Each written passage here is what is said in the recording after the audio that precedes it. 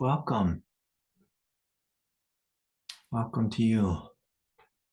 I welcome your heart into this sacred space. As always, it's lovely to be with you.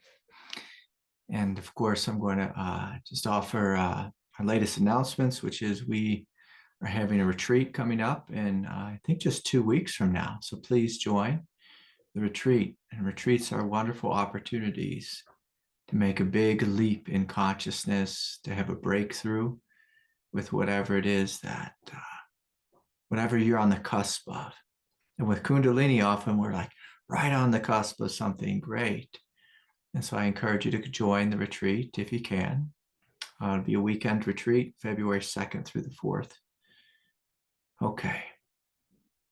So with Kundalini, most of us find ourselves in a state of almost chronic overwhelm. And many of us have like a multi-tiered experience of we have intense Kundalini flowing or trying to flow, which is overstimulating our nervous system. And this Kundalini is also bringing up trauma, which adds an extra layer of difficulty. And let's be clear here. Kundalini is one thing. Trauma is something separate. And then the third thing is because we are on this massive spiritual path, often God wants to put us, like propel us, push us into a healing incubator container. And some of you may refer to this healing incubator container as the dark night of the soul. And so it all depends on how you frame it. So I want us to imagine like there's 3 big things here that most people are struggling with. Some people even have a 4th thing, which is like they might have some chronic health condition that is there within their nervous system. And excuse me, perhaps it's inflamed by the Kundalini. But again, it's not Kundalini, but Kundalini tends to inflame things that are in our system. Like, for example, when my Kundalini woke up, I was doing hard physical labor. And one day my teacher said, I want to build a temple and I want to build it up there on that hill. Like we're on a mountainside, and basically said, I want it to be built further up the mountainside. And there's going to be no road to the temple where you can bring in construction materials. So, Mr. Holiday, I need you to carry, 300, 80-pound bags of concrete up that hill. And so when I did that, I hurt my back. And, like I threw out my back. And so the Kundalini at that time was beginning to flow. But my spine, because, let's say this is the spine and it had like a crook in it. I don't know how to do that, but it had a crook in my spine, threw my back out, and the Kundalini couldn't get through my spine because I physically injured it. And that was really difficult. But I want to be clear here. And this is the thing that a lot of us get confused about. We think the Kundalini is our back pain. Kundalini is not our back pain. Our back pain is our physical body being out of alignment with a massive amount of energy. And so when we're on this path of Kundalini awakening, we get so confused in so many ways because our nervous system, our mind is overstimulated. It's overstimulated by physical pain. It's overstimulated by trauma. It's overstimulated by a health condition that may get aggravated by Kundalini. But we have to remember Kundalini is bringing it all forward to be healed. And so the teaching today is the importance, the necessity in having a lifeline, an anchor, a daily spiritual practice that we depend upon, that we rely upon, that we anchor ourselves to, that we hold on to. And so, for example, with AA, like people who are struggling with alcoholism, their lifeline is AA. It's walking the steps. So they have the teaching, like walking the steps. Yeah, that's the teaching and the practice. They have the group, that's the community support. And then they have the sponsor, which is very similar, like what the Buddha taught. We have the three jewels. We have the Buddha, the Dharma, and the Sangha. We have the teacher, the teaching, and the Sangha. I'm going to shift it a little bit here. And the thing that we have, that we need to rely upon as our lifeline, is our practice. Is our practice. Now, many of you, in a group, a couple of weeks ago, many of you are like, Greg, I can't practice. I can't meditate. I don't meditate. And it's just like, if we start, with like a basic orientation that I cannot, we're going to be spinning in this vortex of Kundalini, or the vortex of trauma, the vortex of having an overstimulated nervous system, if we cannot simply commit to a daily practice. A daily practice is our lifeline. We're spinning in a vortex. We need an anchor. We need a lifeline, and that's going to be your practice. And so I'd like to talk about the practice today. Is make it very basic. The first step in the practice is you getting oriented in your spiritual divinity, your spiritual authority. We have to step out of that whirlwind and say, okay, I am here. I am awake. And I am choosing to respond to my life, to my experience, with a practice. If we cannot simply do this, we're just going to be spinning. We're going to be overwhelmed by the Kundalini energy. We're going to be overwhelmed by trauma. We're going to be overwhelmed by our body's response to the Kundalini.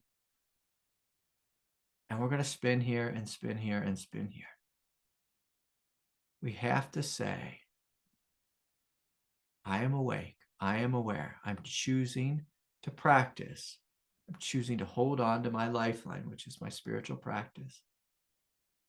So that's the first practice, is taking charge of your experience.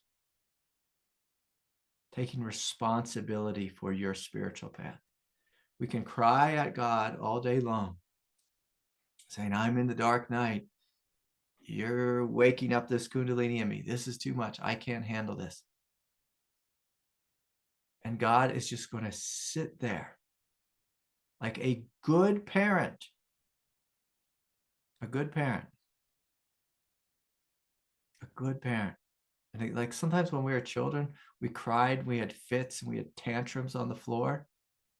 And the good parent said, you're going to school today. You're going to school. I need you to put your clothes on. I need you to eat your breakfast. I need you to go to school. And this is what the divine does to us when we're in the dark night. The divine sits silently, waiting for us to step into our spiritual authority, our power, and to choose to walk in the direction of truth. And God's like, I can wait here as long as you want. This dark night experience, or this Kundalini experience, it can last 1 day, 1 month, 1 year, 10 years. It can last 20 years. It can last 30 years. But we're going in this direction. And part of developing this spiritual authority is this recognition of who the boss is. God's the boss. Okay, I become empowered when I listen to the truth, and when I bring myself, my body, into alignment with the boss of reality, the creator of reality, God the Father, the maker of heaven and earth, God Almighty. It's like when we come into alignment with this basic truth, like God is saying, we're going this way, and we say, okay, that's when we become empowered. That's when we become empowered. And then we look at our life, we look at our experience, and we say, what do I need to do? And so, of course, the first thing we need to do after we've stepped into our power, is we need to choose to meditate. And meditate in a way which relaxes and soothes our overstimulated nervous system.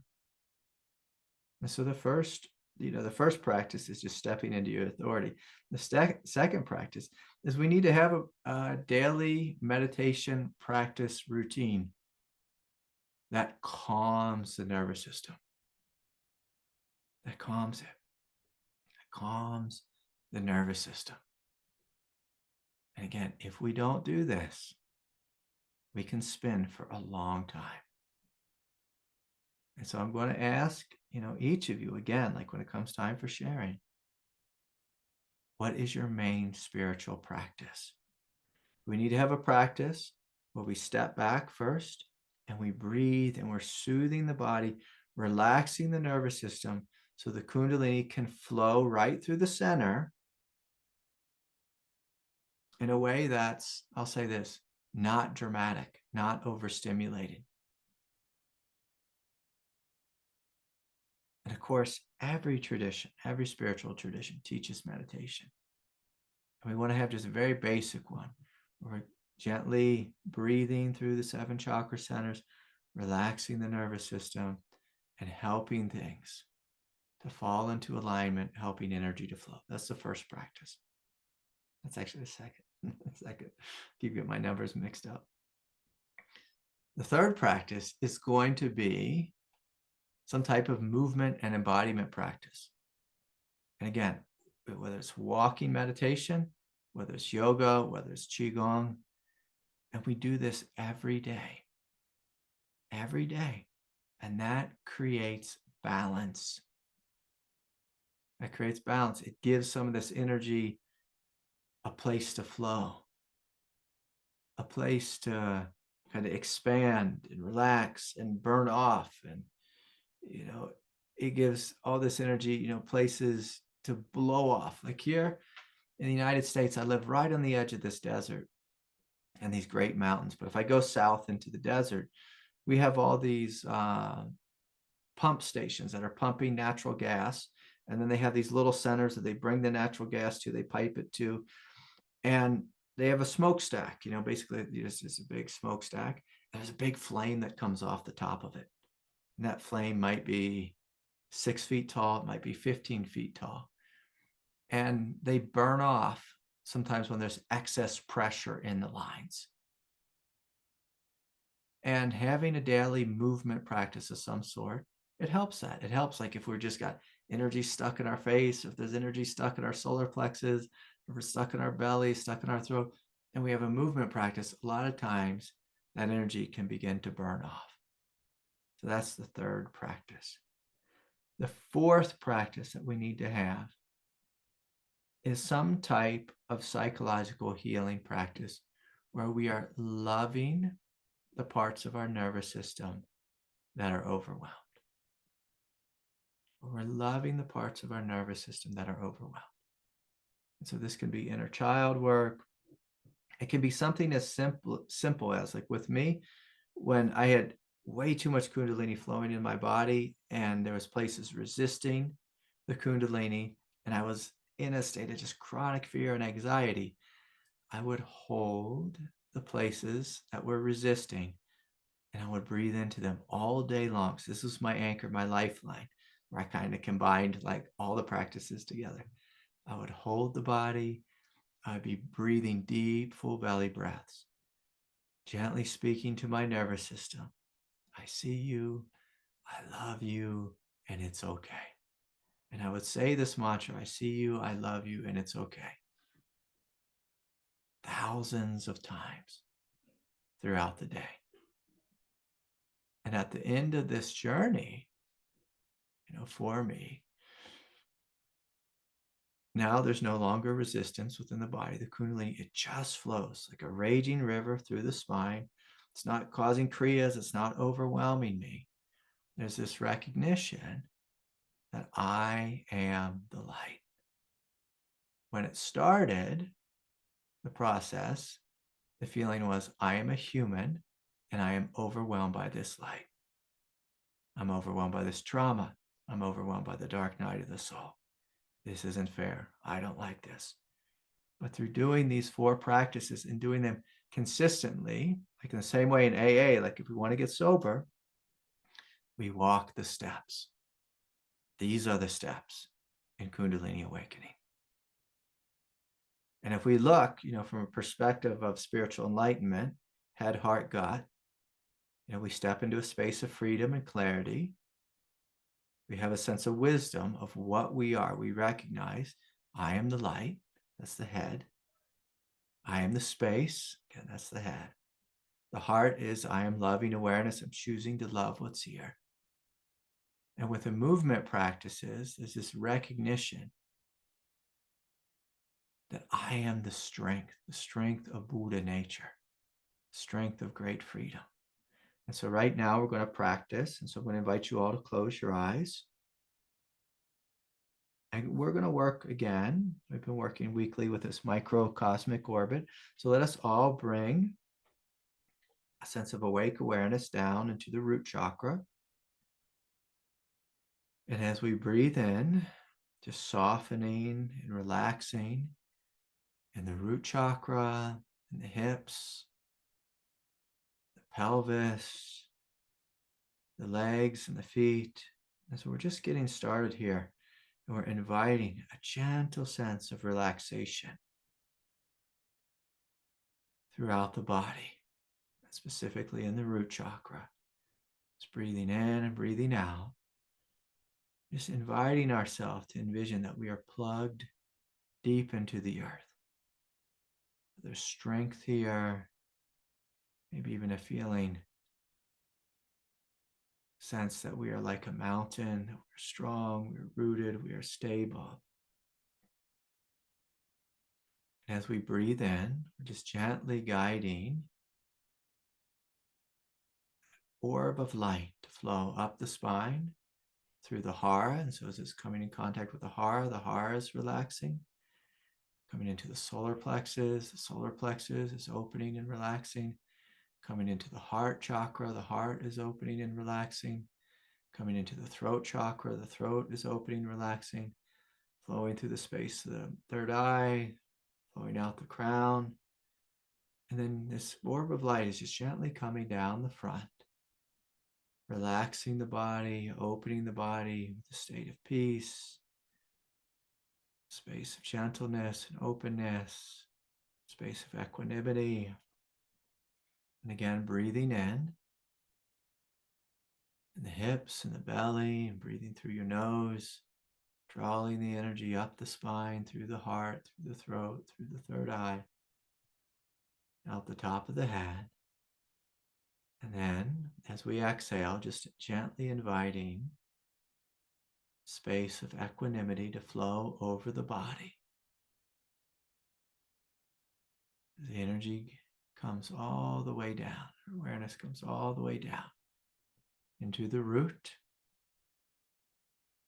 And again, we're breathing in, gently guiding the energy up the spine. And just noticing if there's any places of tension, any places of contraction. And we're just gently envisioning the whole body, the whole spine. Each of the chakra centers relaxing and opening. This energy is flowing up the top of the head. And then again, down the front with a quiet sense of equanimity and peace, relaxation, having a sense that we're bringing harmony to the body. And again, as you inhale through the hips, the root chakra, through the hara, and the Kundalini is beginning to flow in a fluid way, right through the central channel, through the heart, through the throat, through the third eye, the top of the head, and then again down the front, bringing forth gentle sense of equanimity. So I would invite us just to continue with this breath, going at your own pace. Just breathing in, drawing the energy up the spine, and breathing out, inviting this gentle sense of equanimity. And noticing that the body becomes more happy, more relaxed, more at ease, just through spending a couple minutes Going inward and breathing, gently guiding the Kundalini Shakti to flow right through the central channel. And as we're exhaling, inviting a greater space of harmony, equanimity, of peace, and continuing to breathe and just noticing if there's any place within you if the energy gets stuck or it's a little bit more stubborn. And seeing if you can breathe a little more fully into that place, whether it's the lower belly, the solar plexus, the heart, the throat. Sometimes energy really gets stuck. And if that's the case, you can simultaneously invite that chakra center to expand on a horizontal plane, allowing there to be more space for any trapped energy to spread out, to flow. So again, we're meeting down in the root chakra, breathing in and drawing the energy up the spine, through the abdomen, through the heart, through the third eye, and out the top of the head. Trusting with each and every breath. Peace is the way. Love is the way. Equanimity is the way. So with each and every breath, breathing in and breathing out.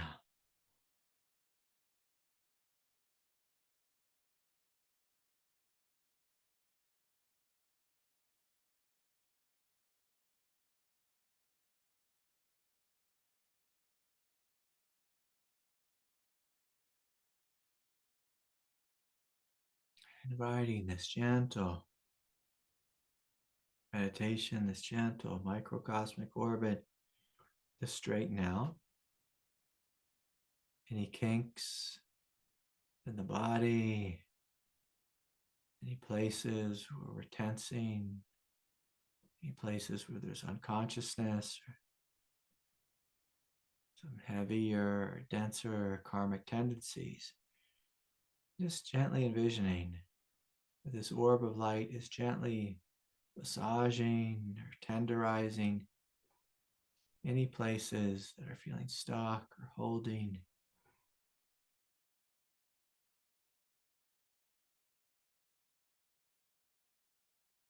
Softening, melting, bringing just this gentle sense of harmony throughout the nervous system.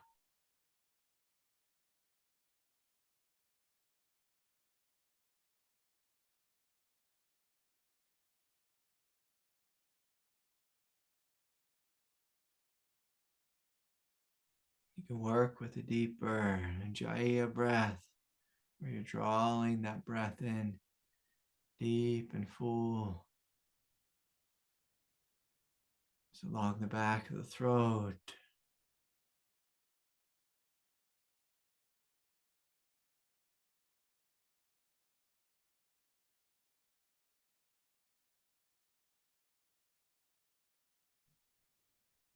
Inviting the entire nervous system, the mind, the egoic nature to come into a state of serene surrender, serene harmony and equanimity. With each breath, drawing the energy up the spine, through the heart, through the third eye, out the top of the head,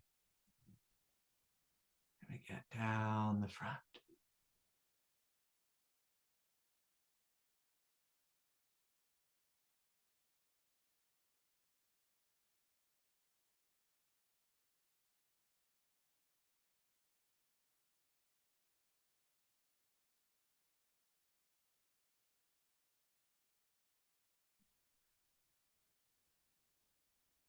And from a gentle space, spiritual authority. We're inviting the mind to come into harmony with the Kundalini Shakti. We're inviting the emotional nature to come into harmony with Kundalini Shakti. We're inviting the body to come into harmony with Kundalini Shakti.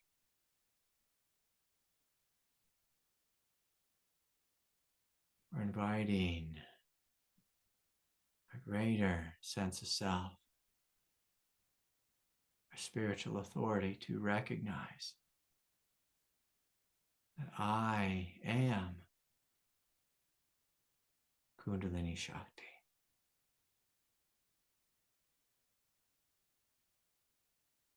Not that Kundalini Shakti is happening to me, that I am Kundalini Shakti.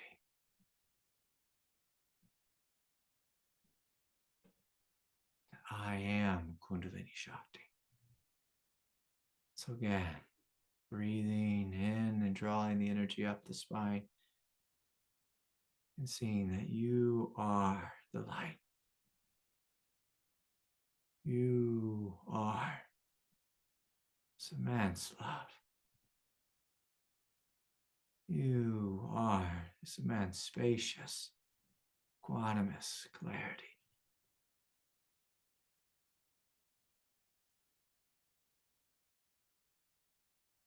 And so with that, you can gently open your eyes if you like. And I just want to acknowledge, this basic teaching. That on this path, we need a lifeline. And in a non-dual sense, when you grab a hold of this lifeline, as you surrender into this lifeline, you become peace itself. You become light itself. You become love itself. There's one caveat I'd like to add. And this is a mistake that most people on the path make. That we try to practice from a place of ego. And we don't make that first step. We try to maintain our egoic nature. We practice from a place of our egoic nature. And we relate to our experience of Kundalini from our egoic nature. And when we do this, we might get really good at practices, but we never step into our spiritual authority. And the whole purpose of this path, the whole reason God has chosen to come into you, so that you recognize that you are the light. But many of you hold on to this view, I am the human and the light is happening to me. And we can practice, again, for a whole lifetime, multiple lifetimes, from that orientation. But if we really want to be free, we really want to make it to the other side of this, the other side of this wild and crazy and dramatic experience, we have to recognize I am the light. I practice from the point of view of being the light. I practice from the point of view of being the sane one. I practice from the point of view of being the love. And so I hope that makes sense. I hope that hits home for many of you. Okay.